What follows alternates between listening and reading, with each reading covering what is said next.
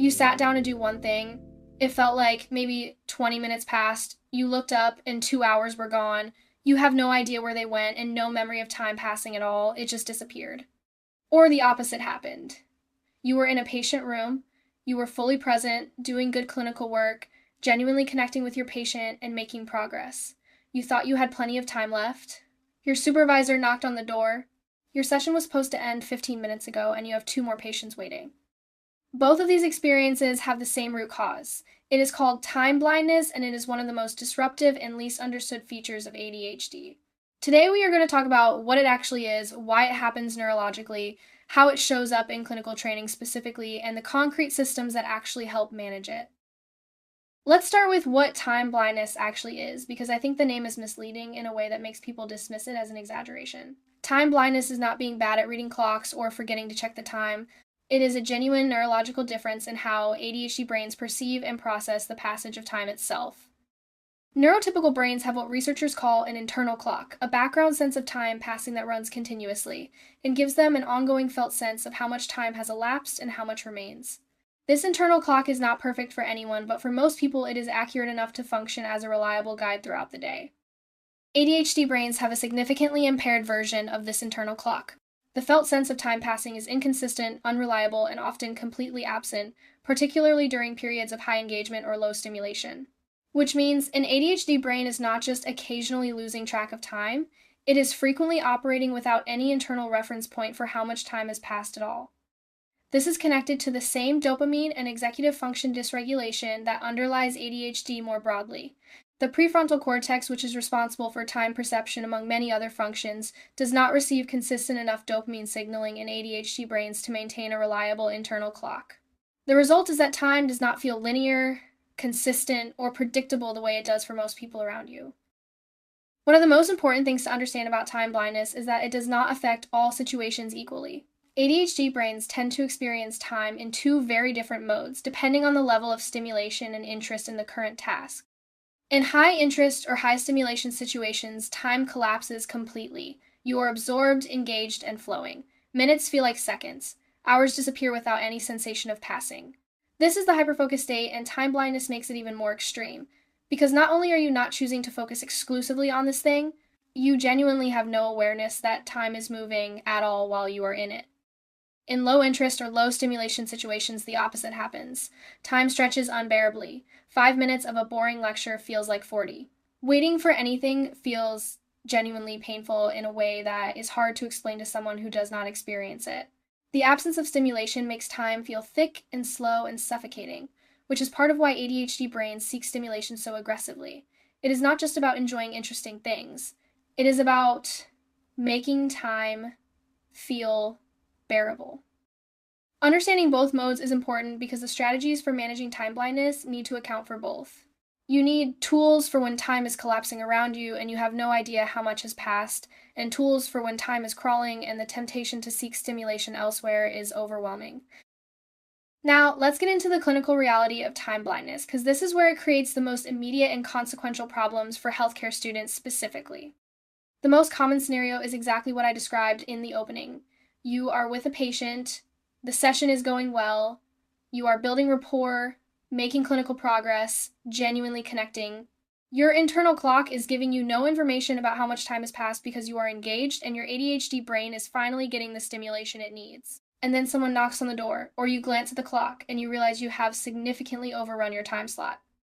This creates a cascade of problems. Your next patient has been waiting. Your documentation for the current patient has not been started. Your clinical instructor has noticed. And you are now trying to compress everything you needed to do in the next session into a shorter window while also managing the cognitive and emotional load of knowing you ran over. The second common scenario is getting absorbed in a clinical task that is not patient-facing. Research, documentation for a complex case, reviewing imaging, preparing for a procedure. The task is clinically important and genuinely engaging.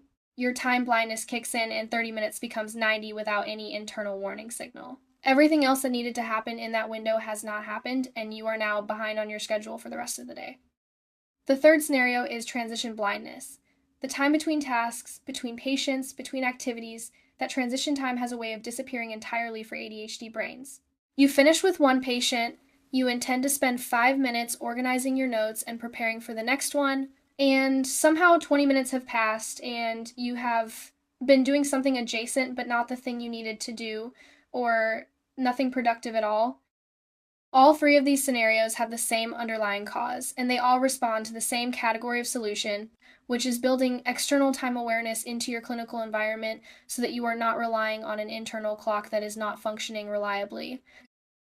Let's talk about the tools that actually work for managing time blindness in clinical settings, because I want to be specific here rather than giving you generic advice about checking the clock more often, which is not a solution for a brain that does not feel time passing. The most effective tool is a visual timer. Not a clock, not a phone alarm, a visual timer that shows you physically how much time is remaining as a shrinking arc or a depleting color. The reason this works when clocks do not is that it makes time tangible and visible rather than abstract. Your brain can see time passing, which is significantly more effective than trying to feel it passing internally when that internal sense is unreliable. There are physical visual timers designed specifically for this purpose, and they are worth every cent. In clinical settings where you cannot always have a device visible, wearing a vibrating watch or setting a discrete phone vibration alarm is the next best option. The vibration is a physical interruption that cuts through even deep engagement states in a way that a sound alarm often does not, because sound can be filtered out when you are hyper-focused, but a physical sensation on your body is much harder to ignore. Set multiple alarms for every patient session, not just one end alarm. Set one for the halfway point of the session so you can assess how much you have accomplished and whether you need to adjust your plan. Set one for 5 minutes before the end so you can begin wrapping up. Set one for the actual end time. 3 alarms per session creates 3 interruption points that are much harder to sleep through cognitively than a single end alarm you might register and dismiss without actually responding to. For documentation specifically, set a start alarm immediately after each patient encounter, not a reminder to document at the end of the day. An alarm that goes off 5 minutes after you leave the patient room that says start documentation now. This interrupts the natural ADHD tendency to move to the next interesting thing and brings you back to the administrative task before working memory has lost the details of the encounter. Beyond individual alarms, the broader strategy for managing time blindness in clinical settings is time blocking your entire clinical day in advance, rather than working from a general list of things to accomplish. Time blocking means assigning specific time windows to specific tasks before the day begins, including buffer time between tasks for transitions, documentation, and the unexpected. The goal is to create an external structure for your day that you can reference rather than relying on an internal sense of what you should be doing and when. For clinical rotations, this might look like allocating specific time windows for each patient, a specific documentation window after each encounter, transition time between patients that is explicitly protected, and a buffer at the end of each half-day for things that ran over or tasks that came up unexpectedly. The buffer is not optional. ADHD brains consistently underestimate how long things will take, which means any schedule built without buffer time will fall apart by mid-morning. When you time block your day, write it down somewhere visible. A small notebook you carry, a note on your phone that you keep open, anything that allows you to check in against your planned schedule throughout the day without relying on your internal sense of where you are. And build in a habit of checking your written schedule at every transition point, between patients, before documentation, before lunch, before the afternoon session. Each transition is a natural moment to reorient to your plan and catch yourself before a time blindness episode has cost you more than a few minutes. One of the most useful exercises for managing time blindness long-term is doing a time audit for a full clinical week. This means tracking in real time how long things actually take rather than how long you estimate they will take. ADHD brains are notoriously bad at time estimation because our internal clock is unreliable. We consistently underestimate how long tasks take, particularly tasks that are low interest or that involve transitions. The result is scheduling that looks reasonable on paper but falls apart in practice because the real-time requirements of each task are significantly higher than predicted. A time audit fixes this by replacing your unreliable internal estimates with real data. For one full week, every time you start a task, note the time. Every time you finish, note the time. At the end of the week, review what you collected. How long does a patient encounter actually take from entry to exit? How long does documentation actually take for a straightforward case versus a complex one? How long do transitions actually take when you account for the cognitive switching time your brain needs? That data is your personal time reality, and it is significantly more useful for planning than any generic estimate. Use it to build your time blocks going forward. If documentation actually takes you 20 minutes and you have been allocating 10, your schedule has been structurally impossible from the start. Knowing that and adjusting is how you stop feeling perpetually behind, even when you are working hard. I also want to address something that a lot of ADHD students feel shame about in clinical settings, and that is what to do when time blindness has already caused a problem. When you have already overrun with a patient, already fallen behind on documentation, already missed a window you were supposed to hit, the instinct is often to hide it, to work frantically, to catch up without acknowledging what happened, or to minimize it when it is noticed. None of these approaches serve you well in a clinical environment where your supervisor is already observing everything anyway. A much more effective approach is proactive communication.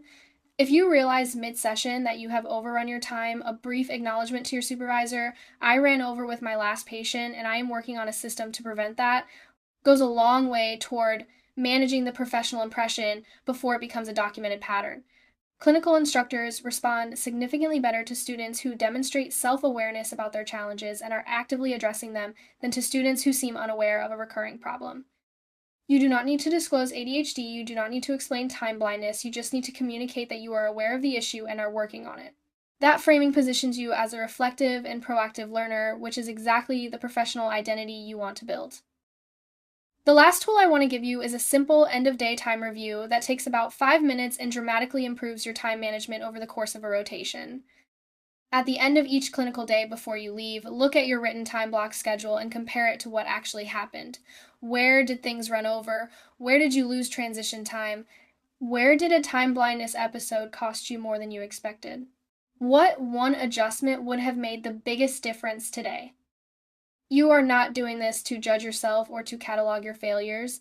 You are doing it to collect data about your specific time blindness patterns so you can design better systems going forward. Maybe you consistently underestimate documentation time.